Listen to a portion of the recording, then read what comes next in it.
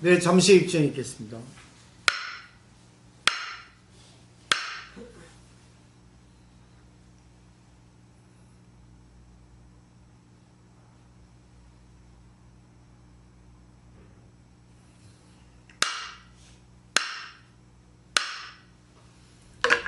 네, 반갑습니다. 반갑습니다. 아이고. 오늘 뭐 여지부사님 집전해보니 어때요? 잘 됩니까? 네. 아, 지금요? 무거웠는데 네. 의외로 나 중심이 잘 서가지고. 네, 그래요. 모든 게 서로 이렇게 도와가면서 해야지만 공부가 돼요. 그래서 오늘 공부 내용은 그런 내용입니다. 자, 이제 프린트를 한번 보세요. 오늘은 이제 생활불교를 이렇게 공부를 할 텐데, 우리가 진짜 불교를 신앙하는 것, 부처의 가르침을 배운다는 것은 어떤 것인가? 결국 자기의 어떤 마음에 구애 없는 것만 갖고는 너무 범위가 좁거든요. 그래서 한번 프린트를 보세요. 오늘의 제목은 이제 승가의 기쁨인데, 승가는 사부대중이라 하죠. 비구 비구니 우바세 우바이예요. 초기 불교에서는 이제 교단이라 해서 비구 비구니만 교단이 형성돼서 승가의 범위가 비구 비구니였는데, 대승불교가 되고 나서는 우바세 우바에도 교단이 생겼거든요. 보리사투바 가나라고 해서 보살 집단이죠. 그래서 승가라고 하면 대승불교의 입장에서는 비구 비구니 우바세 우바이, 우바세 우바이는 남자 신도, 여자 신도, 청신사, 청신녀 이렇게 번역합니다. 그래서 승가의 기쁨이라는 것은 결국 우리 전부에게 해당이 되고, 더 넓게 얘기하면 이 지구상에 있는 모든 생물이 다 승가 아닌 것이 없습니다. 근데 이제 인간에게 한정시켜서 이제 승가라고 이제 할 수 있겠죠. 자, 여기 보시면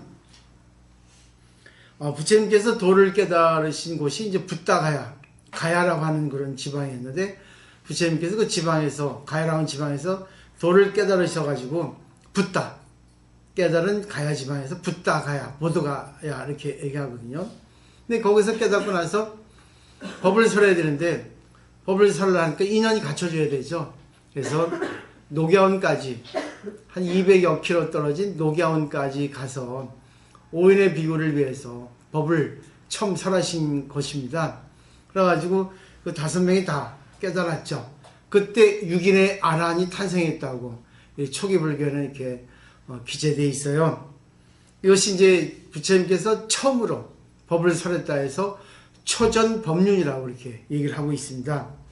그리고 그때 이제 불법승 삼보가 탄생한 거죠. 부처님이 탄생하고, 부처님 가르침이 탄생하고, 부처님 가르침을 믿고 따르는 승가가 탄생했다 해서 불법승 삼보가 그때 이제 시작한 거예요. 근데 승가라고 이렇게 말하면, 프린트 보시면 있죠? 잡안경이라고, 잡아함경이라고 하는 경전에 보면, 이건 아함경인데, 부처님 당시 때 있었던 경전. 아니, 원래는 말로 됐는데, 돌아가시고 나서 그것이 이제 편집됐죠. 근데 거기 보면 이제 승가는, 내용이 나오죠. 아난존자가 불도에 대해서 이제 여쭸어요. 한 절반 정도의 소중함을 차지하는 것 같습니다. 하니까 부처님께서 아니다, 아나나. 전부 다 승가는 불도생의 전부라고 이렇게 말씀하신 거. 왜냐하면 승가가 있어서 8정도를 수습할 수 있다. 닦고 익힐 수 있다. 여기 프린트에 나와 있지 않습니다. 근데 그것은 뭐냐면 법을 공부하는 데는 신들 마찬가지예요. 신들도 같이 이렇게 어우러져 산단 말이죠. 원래 승가는 공동체, 어떤 단체, 결합체를 이렇게 뜻하거든요. 원래 범어는 상가라고 해서.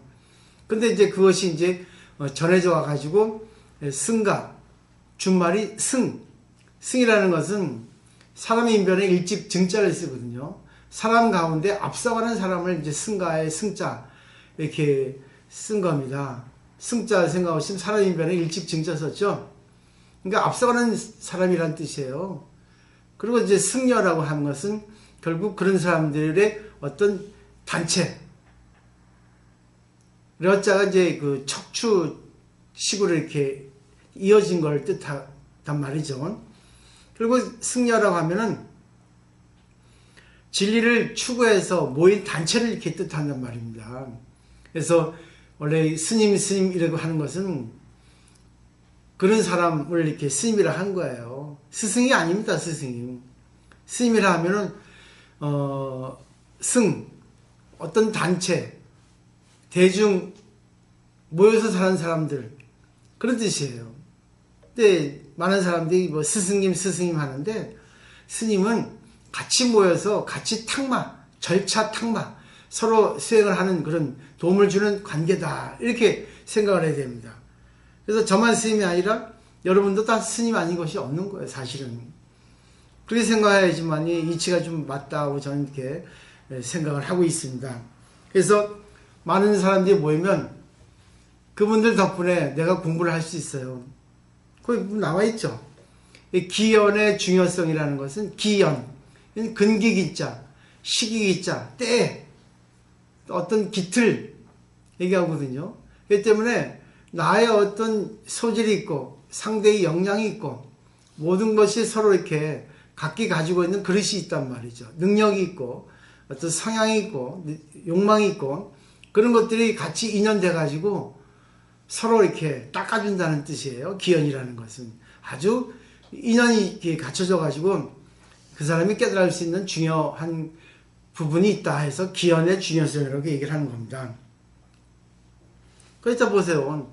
일반적으로 우리 중생들이 모이면 어리광이 나옵니다. 그리고 자기 멋대로 자기 중심이 나와요. 그렇기 때문에 그걸 컨트롤할 수 있게는 상대와 관계에 있으면 컨트롤 되는데 그것을 모르면 잘난 듯이 자기가 내가 잘났어. 내가 너보다 나. 그렇죠. 내가 너보다 낫다는 것도 상대가 있어서 내가 너보다 낫지. 공이라는 것은 실체가 없다 하잖아요.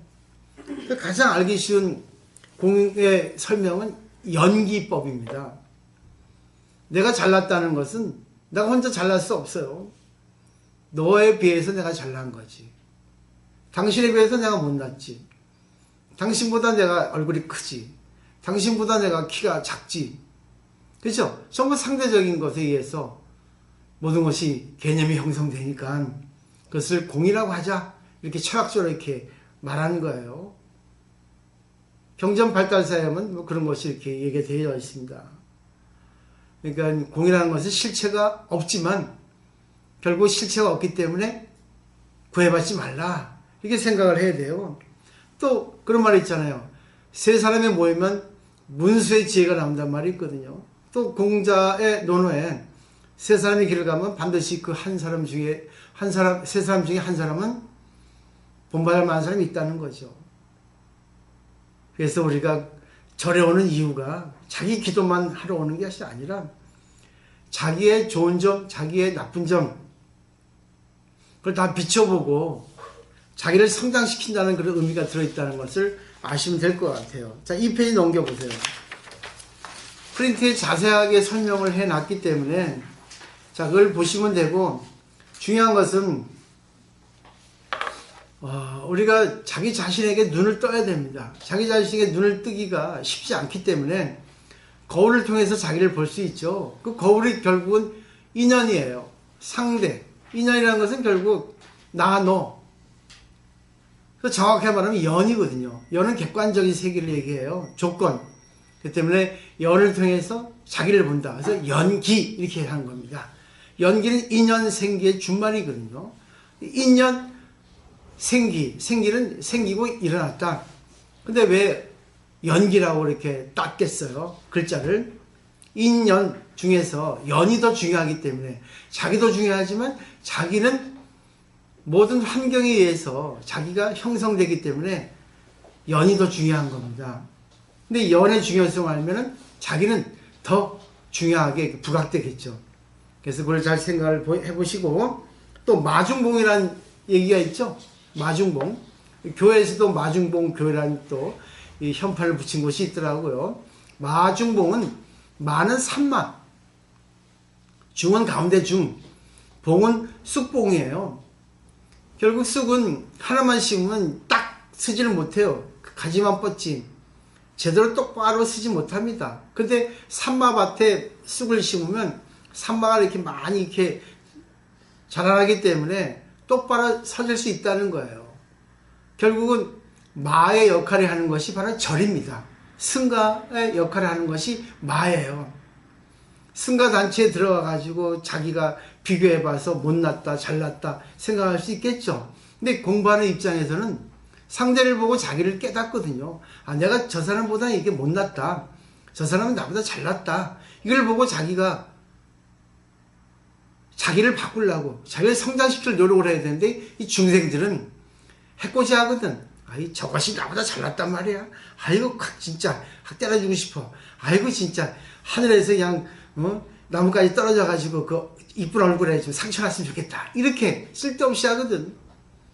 자기가 상대를 보고 더 이쁘게 자기를 부각시키면 되는데, 자기에게 이쁜 게 있고 남에게 이쁜 게 있단 말이죠.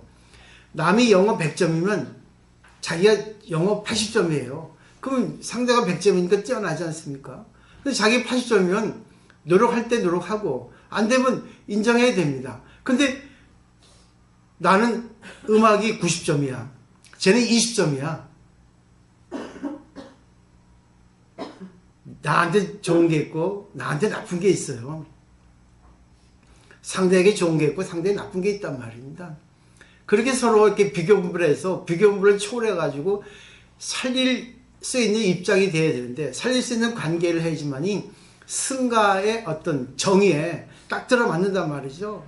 근데 중생들은 안 그래요. 자기 휴학하고 좀 이렇게 딱 지적해주면 금방 삐져가지고 절에 안 와. 절이 여기밖에 없냐? 아이고, 저 스님 생기게 빵떡같이 생겨가지고, 아이고, 진짜 저기 다른 절에 가면 스님 잘생겼어. 연물도 잘하고. 아이고, 상현 스님 연물도 못하고. 잘하는 게 뭐 있나? 나발나발 입이나 열지. 아무리 얘기해도 이걸 자기가 받아들이면 안 돼요. 그러니까 부처님이 1000명이 와도 구제 못하는 사람은 못해요. 받아들이지 못하니까. 서양 격언에 있잖아요. 말 3마리를 물가까지 끌고 갈 수 있는데, 물 마시고 싶지 않은 말을 물 먹이는 것은 10명의 장사라도 할 수 없다는 거예요. 아무리 좋은 말 해줘도 나는 아니에요. 나는 잘났거든요. 웃기지 마세요. 그래, 니 똥 물고.